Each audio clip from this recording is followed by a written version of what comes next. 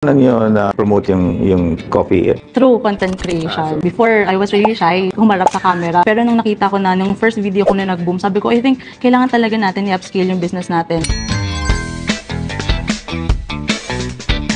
Hi, Sir Joey. My name is Trish Bali. I'm the owner of Coffee Daily.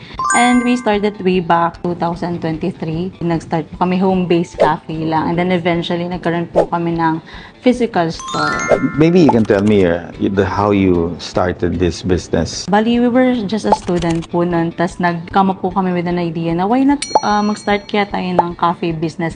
Booming po talaga yung cafe business nun eh. My partner and I, pumupunta po kami nun sa mga iba't ibang cafe para mag-try ng mga products or ng mga different type of coffees. And doon po kami nagkaroon ng idea na sige, mag-try kaya tayo mag-open ng sarili nating cafe. You finished school or you went straight to business? Bali, we went straight to business po. Actually, nag-stop po kasi kami pareho. Meron kasi kaming baby. You finished high school? High school, and then nag-stop po kami both college. Nag-start lang po kami dun sa bahay ng partner ko. Sa Mini Donuts po kami nag-start. And then yung mga regular customers po namin, naghanap din sila ng bakit hindi kayo magdagdag ng mga drinks? So, dun na po kami nagkaroon ng time or research and development ng product namin. Currently, we have 3 operating na branches na po ngayon. Sa Taytay, sa Manila, and then sa Quezon City po. So, paano nyo na-promote yung coffee? Through content creation. So, social media based. Yes. Before, I was really shy na humarap sa camera. Pero nung nakita ko na, yung first video ko na nag-boom, sabi ko, I think, kailangan talaga natin i-upscale yung business natin. So, ang gagawin natin ngayon na paraan is through social media. Kailangan natin siya i-maximize. So, nung min-maximize namin siya, nakita talaga namin na may improvement po talaga sa sales, sa exposure, halos lahat po ng customers namin galing online. So, how many months now from the start? From the start, 2 years. Yung logo nyo, it looks good. Thank you po. What's the reason why you developed that? Yung Coffee Daily po, again, nanggaling po siya dun sa idea nga na lagi kami nagka-cafe hopping. So, that's daily na nangyayari. And then, for the logo naman po kasi ngayon, I think more on innovated side na siya. Kasi yung mga sikat na coffee shop, they are using icon. So, nag-come up din po ako with an idea before na, kailangan meron tayong icon bukod dun sa pinaka-Coffee Daily natin na pangalan.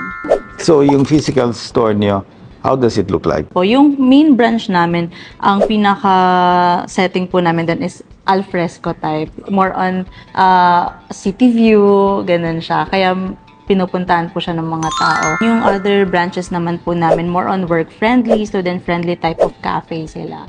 You're franchising? Do you franchise? Yes, we franchise our business. We have a mentor, kaya po kami nakapag-upskill slowly into franchising. Tinulungan niya din po kami dun regarding sa mga contracts, kung ano ba yung mga dapat namin i-ready. Sir, I have this thinking po kasi na parang don't expand para lang makapag-scale up ng negosyo, no? Kasi parang dun po kami ngayon sa safer side na we will make sure muna na smooth lahat, the system. So you have 3 stores, no? Yeah. 3 stores. So once you are comfortable with that, then you start to expand. Maybe you can slow down when you have about 10 stores. You will know naman eh. You have to have a base. What's your average sales here?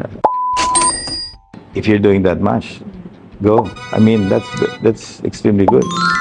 I think it has the potential to really grow.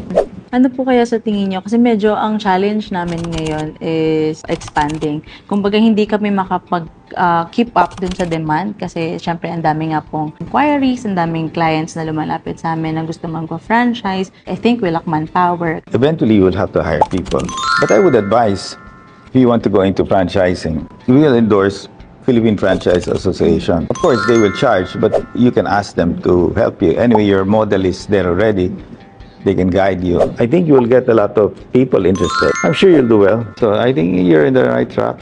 You'll just have to have other food items here. Nag-offer din kami ng other food kasi na-request din po. Kasi yun nga po, nag-start kami before sa mga pastries lang. It's crispy po talaga. Pero since bumayari na po kasi siya. It's good. But if it's crispy, it will be crunchier. Thank you, sir. Thank you po. You'll make it. Thank you so much, sir.